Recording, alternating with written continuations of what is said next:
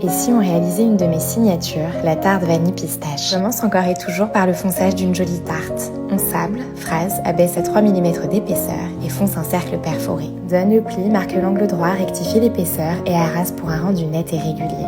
Puis on congèle avant de cuire une vingtaine de minutes à 170 degrés et comme la pâte a été justement travaillée, elle se décolle instantanément une fois la cuisson terminée. On dore notre fond et le roule dans des éclats de pistache qui apporteront en plus du croustillant un visuel captivant. Signature rime chez moi avec praliné. Pour l'occasion, il sera à la pistache. Non pas de Brontini d'Iran mais bien d'Antep pour une présence en bouche inégalable. Ici, il sera légèrement torréfié, subtilement salé, d'abord incorporé en croustillant puis poché au naturel pour un sentiment de gourmandise ultime. Quoi de mieux pour le rehausser que les notes subtiles d'une vanille de Madagascar aussi florale que parfumée, incorporée à une onctueuse confiture de lait sucré.